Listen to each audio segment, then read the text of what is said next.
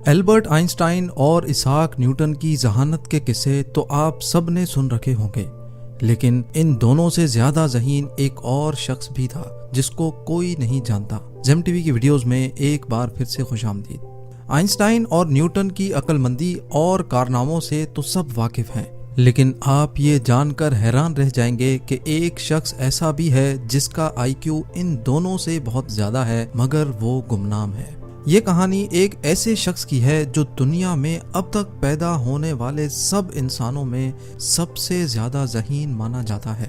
Albert Einstein کا آئی Q level 160 تھا، اسحاق Newton کا آئی کیو 190 تھا، لیکن جس شخص کی بات ہم آج کرنے جا رہے ہیں اس کا آئی کیو لیول 260 تھا، یعنی البرٹ آئنسٹائن اور اسحاق نیوٹن سے بھی کئی زیادہ۔ اس شخص کا نام ہے ولیم جیمز۔ یقیناً آپ نے اس کا نام بھی نہیں سنا ہوگا۔ ولیم جب 8 سال کا تھا تو وہ 8 مختلف زبانیں بولتا تھا۔ ولیم 1898 میں امریکہ کے شہر نیو یارک میں پیدا ہوا۔ اس کے ماں باپ انتہائی ذہین لوگ تھے۔ ولیم صرف 18 مہینے کا تھا جب اس نے امریکہ کا مشہور اخبار نیو یارک ٹائمز پڑھنا شروع کر دیا۔ 8 سال کی عمر میں ولیم 8 مختلف زبانیں بولتا تھا جو اس نے خود اپنی مدد آپ کے تحت سیکھی تھی۔ صرف یہی نہیں بلکہ ولیم نے چھوٹی سی عمر میں ہی اپنی ایک زبان تخلیق کی جس کو اس نے وینڈرگڈ کا نام دیا۔ ولیم دنیا کا پہلا شخص تھا جسے بہت چھوٹی عمر میں ہی ہارورڈ یونیورسٹی میں پڑھنے کا موقع ملا۔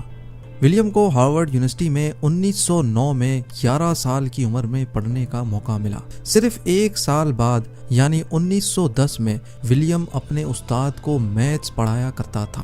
اس چھوٹے سے بچے کی ذہانت دیکھ کر اس کو چائلڈ پروڈیجی کا خطاب دیا گیا، یعنی یہ ایک ایسا بچہ تھا جس میں اپنی عمر سے بہت زیادہ صلاحیت موجود تھی۔ ولیم نے 16 سال کی عمر میں کالج کی ڈگری مکمل کر لی۔ اس کی اعلیٰ صلاحیتوں کی بنا پر یہ چھوٹی عمر میں ہی بہت مشہور ہو گیا، لیکن ولیم کو مشہور ہونے کا بالکل شوق نہیں تھا۔ وہ لوگوں سے دور اکیلا رہنا چاہتا تھا۔ اس کے لیے سب سے اچھی زندگی وہ تھی جس میں اس کا کسی کے ساتھ رابطہ نہ ہو۔ ایک موقع پر ولیم نے ایسا بھی کہا کہ وہ کبھی شادی نہیں کرنا چاہتا۔ ولیم کے والد نے بہت کوشش کی کہ وہ اور زیادہ پڑھائی کرے کیونکہ انہیں معلوم تھا کہ ولیم میں کچھ خاص ضرور ہے۔ جیسے جیسے ولیم بڑا ہوا اس نے اپنے والد کی مرضی پر چلنا چھوڑ دیا۔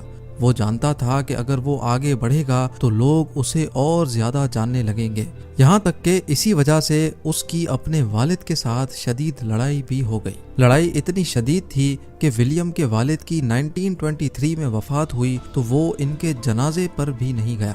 گمنام رہنے کے لیے ولیم نے چھوٹی موٹی نوکریاں کی، لیکن اکثر ایسا ہوتا تھا کہ لوگ اسے پھر بھی پہچان لیتے تھے۔ وہی لوگ جو اس سے پیار کرتے تھے اور اس کے بارے میں اچھی باتیں لکھتے تھے اب اس کے خلاف لکھنا شروع ہو گئے۔ ولیم نے ورلڈ وار 1 میں جنگ کے خلاف آواز اٹھائی جس کے نتیجے میں اسے 18 مہینے کی قید ہوئی، لیکن اس کے خاندان والوں نے اس کی بیل کروا لی۔ ولیم نے اپنی زندگی کا بقیہ حصہ تنہائی میں گزارا۔ اس کا اپنی فیملی کے ساتھ بھی کوئی رابطہ نہیں تھا، یہاں تک کہ اس نے اپنا پیٹ پالنے کے لیے لوگوں کے چھوٹے موٹے کام تک کیے۔ وہ انسان جو اپنی ذہانت سے بہت کچھ کر سکتا تھا، کچھ کیے بغیر صرف 44 سال کی عمر میں دنیا سے چل بسا۔ اس طرح ولیم کا قصہ تمام ہوا اور لوگ اسے بھول گئے۔